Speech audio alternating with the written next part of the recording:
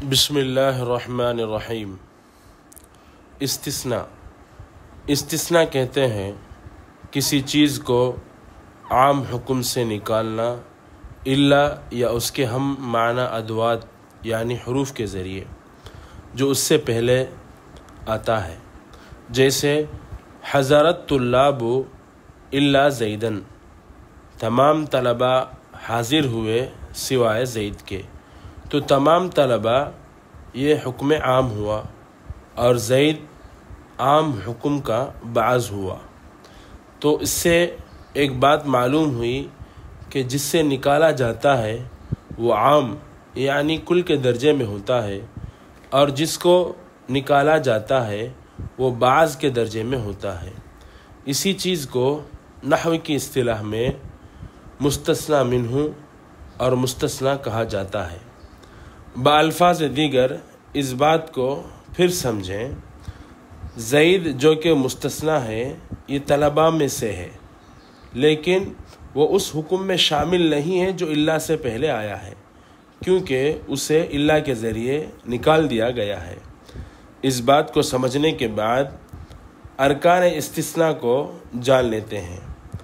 इस्तिस्ना के 3 अरकान हैं। नंबर 1 मुस्तस्ना मिन्हु यानी जिससे इस्तिस्ना किया गया। नंबर 2 अदात इस्तिस्ना जिसके ज़रिए निकाला गया। नंबर 3 मुस्तस्ना यानी जिसको निकाला गया। हज़रत तुल्लाबु इल्ला ज़ैदन, इसमें अत्तुल्लाबु मुस्तस्ना मिन्हु है और इल्ला हर्फ इस्तिस्ना है और ज़ैदन मुस्तस्ना है।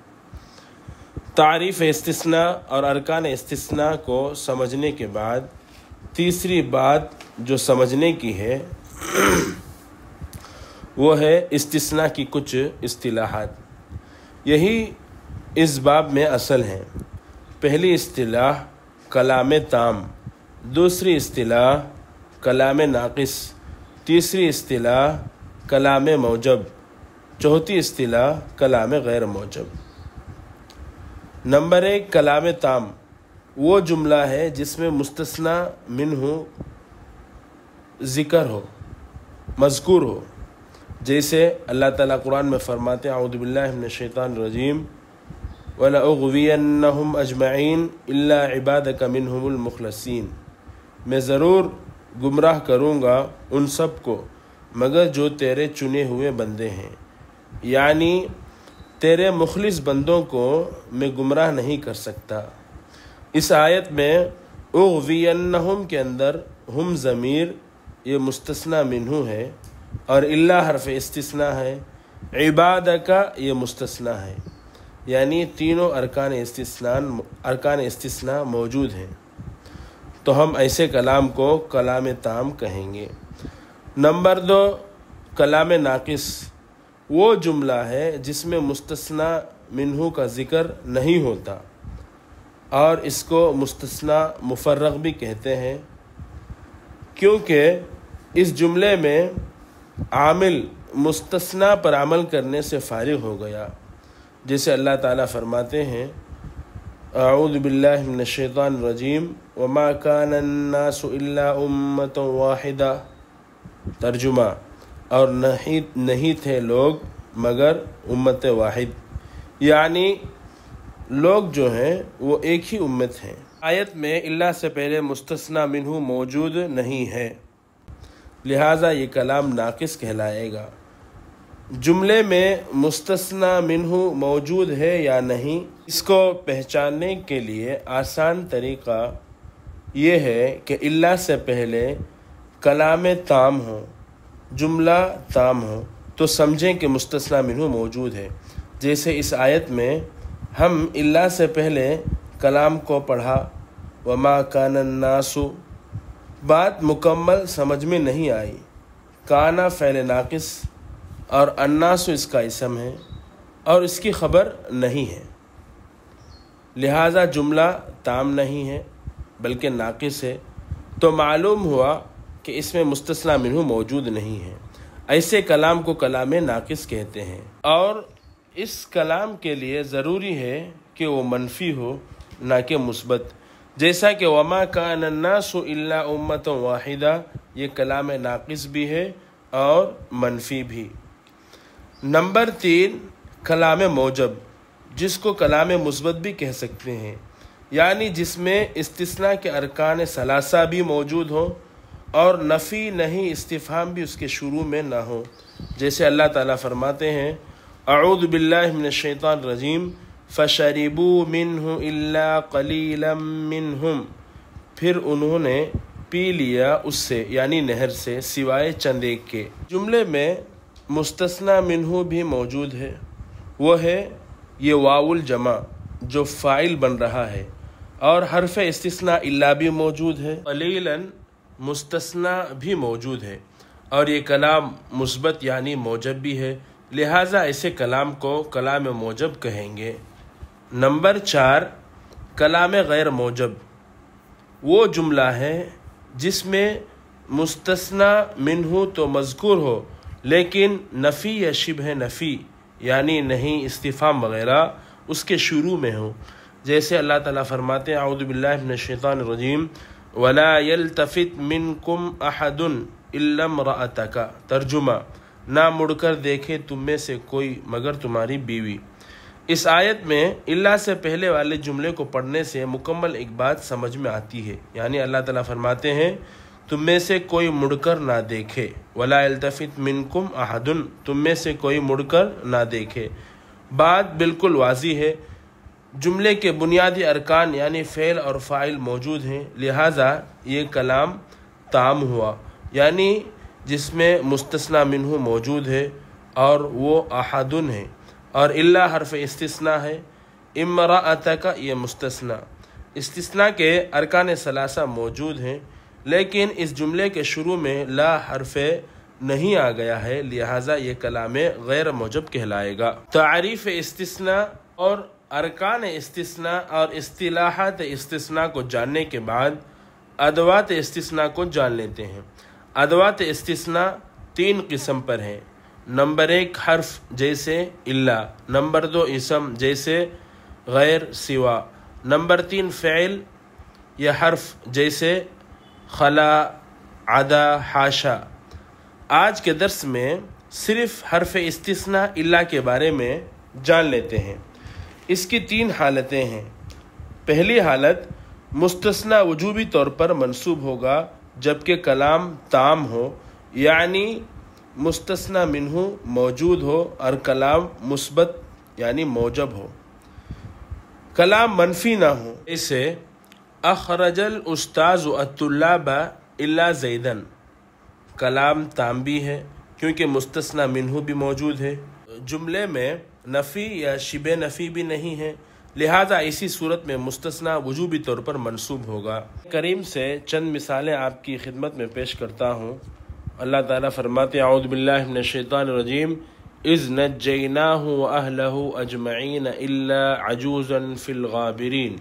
اس آیت میں نجیناہ، ہو ضمیر یہ مستثنی منہ ہے اور عجوزا یہ مستثنی ہے، اور کلام تام اور موجب بھی ہے، لہذا مستثنی وجوبی طور پر منصوب ہوگا۔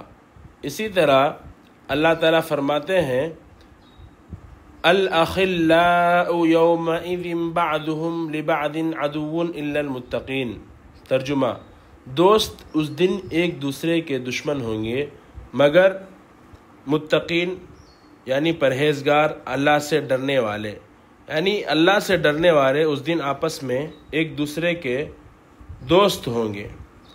پہلے اس کی ترکیب جان لیتے ہیں۔ الاخلاء مبتدا ہے اور یہ مستثنی منہ ہے، یومئذ مضاف مضاف لے مل کر، عدو شبہ فعل کا متعلق، بعضهم مضاف مضاف لے مل کر مبتدا ثانی، لبعض جار مجرور مل کر یہ عدو کا متعلق ہے، عدو یہ خبر ہے مبتدا ثانی کے لیے، الا حرف استثناء ہے، المتقین مستثنی، الاخلاء مستثنی منہ اپنے مستثنی سے مل کر مبتدا اول، بعضهم مبتدا ثانی اپنی خبر سے مل کر جملہ ہو کر خبر بنا مبتدا اول کا، مبتدا اول اپنی خبر سے مل کر جملہ اسمیہ ہوا، بہرحال اس جملے میں مستثنی منہ الاخلاء ہے اور مستثنی المتقین ہے، اور یہ کلام تام بھی ہے، موجب بھی ہے۔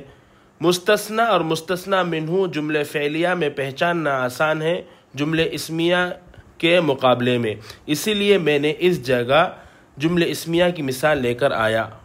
اسی طرح اللہ تعالیٰ فرماتے ہیں فَجَعَلَهُمْ جُذَاذًا إِلَّا كَبِيرًا لَهُمْ، ترجمہ، پھر اس نے یعنی حضرت ابراہیم علیہ السلام نے ان کے ٹکڑے ٹکڑے کر دیا سوائے ان کے بڑے بت کے۔ آیت میں کبیرن مستثنی ہے، فَجَعَلَهُمْ میں ہم ضمیر سے، ہم یہ مستثنی ہے، الا حرف استثناء، کبیرن یہ مستثنی ہے، اور یہ کلام تام اور موجب بھی ہے، لہذا مستثنی وجوبی طور پر منصوب ہوگا۔ الا حرف استثناء کی دوسری حالت مستثنی کو استثناء کے قاعدے کے مطابق نصب دینا بھی جائز ہے اور بطور بدل رفع دینا بھی جائز ہے، جبکہ کلام تام ہو اور غیر موجب یعنی منفی ہو، جیسے ما حفظت طلاب الدرس الا طالبا طالبن، طلبہ سبق یاد نہیں کیے سوائے ایک طالب علم کے۔ یہ کلام موجب نہیں ہے، غیر موجب ہے، یعنی کلام منفی ہے، کیونکہ جملے کے شروع میں ما حرف نفی آ گیا ہے، لہٰذا ایسی صورت میں مستثنی پر دو اعراب جائز ہیں، نمبر 1 نصب، نمبر 2 رفع۔ نصب استثناء کے طور پر اور رفع بدل کے طور پر۔ الا حرف استثناء مانیں گے تو مستثنی منصوب ہوگا، اور اگر طالب کو الطلاب کل کا بعض مانیں گے تو بدل البعض کہلائے گا۔ اس صورت میں الطلاب مبدل منہ بن جائے گا اور طالب بدل البعض ہو جائے گا۔ جیسا کہ آپ جانتے ہیں کہ تابع اور مطبوع میں اعراب کے اندر مطابقت ضروری ہے۔ اس کی مثال قرآن کریم سے ما فعلوه الا قلیلا منہم، قلیل پر دو اعراب جائز ہے، قلیلا نصب کے ساتھ بھی جائز ہے، قلیل رفع کے ساتھ بھی جائز ہے، کیونکہ یہ کلام تام غیر موجب ہے۔ قلیل یہ مستثنی ہے ہو ضمیر سے، اور ہو ضمیر یہ مستثنی منہ ہے۔ رفع کی صورت میں ہو ضمیر مبدل منہ ہے اور قلیل یہ بدل البعض ہے۔ اسی طرح اللہ تعالیٰ فرماتے ہیں وَلَا يَلْتَفِتْ مِنْكُمْ أَحَدٌ إِلَّا امْرَأَتَكَ، امرأتا پر دو اعراب جائز ہے، نصب اور رفع۔ الا امرأتک، الا امرأتک، امرأتن یہ مستثنی ہے احدن سے نصب کی صورت میں، اور رفع کی صورت میں یہ بدل البعض ہے، احدن مبدل منہ سے۔ الا حرف استثناء کی تیسری اور آخری حالت الا کے مابعد والے کلمے کو حسب محل اس پر اعراب آئے گا، اور یہ اس وقت ہے جبکہ کلام غیر تام ہو، یعنی جس میں مستثنی منہ موجود نہ ہو۔ اس صورت میں الا کو حرف استثناء نہیں کہیں گے بلکہ حرف حصر کہیں گے۔ قرآن کریم میں اس کی بہت سی مثالیں آئی ہیں، بلکہ قرآن کریم میں الا حرف استثناء سے زیادہ الا حرف حصر ہی زیادہ واقع ہوا ہے، جیسے اللہ تعالیٰ فرماتے ہیں اعوذ باللہ من الشیطان الرجیم وما علی الرسول الا البلاغ المبین وما محمد الا رسول ولا تقولوا علی اللہ الا الحق۔ اللہ سے پہلے والے جملے کو پڑھ کر دیکھیں، جملہ ناقص رہے گا، کوئی بات سمجھ میں نہیں آئے گی، معلوم ہو جائے گا کہ مستثنی منہ موجود نہیں ہے۔ جس جگہ مستثنی منہ موجود نہ ہو تو سمجھیں کہ اللہ کا کھیل ختم ہو گیا، اللہ کے ما بعد حسب محل اعراب آئے گا، جیسے وما علی الرسول الا البلاغ المبین۔ ترکیب واو حرف عطف ہے، ما حرف نفی ہے، علی الرسول جار مجرور مل کر خبر مقدم، الا حرف حصر ہے، البلاغ المبین موصول صفت مل کر مبتدا مؤخر۔ اسی طرح وما محمد الا رسول، واو حرف عطف ہے، ما حرف نفی ہے، محمد مبتدا ہے، رسول خبر۔ اسی طرح ولا تقولوا علی اللہ الا الحق، واو حرف عطف ہے، لا حرف نہیں ہے، تقول فعل بفاعل، اور قال یہ فعل متعدی ہے جو مفعول کو بھی چاہے گا، لہذا تقول فعل بفاعل، الحق مفعول بھی، الا حرف عصر ہے۔ یہ تھی استثناء کے متعلق کچھ تھوڑی سی بحث۔ امید ہے کہ کچھ نیا سیکھنے کو ملا ہوگا، لہٰذا بندے کے لیے دعا کریں، کچھ غلطی ہو تو بغیر جھجکے تنبیہ کریں۔ واللہ اعلم بالصواب وصلی اللہ علی محمد۔ اور اگر آپ کسی دوسرے موضوع پر نحو کے ویڈیو چاہتے ہیں تو کمنٹ ضرور کریں۔ السلام علیکم ورحمۃ اللہ۔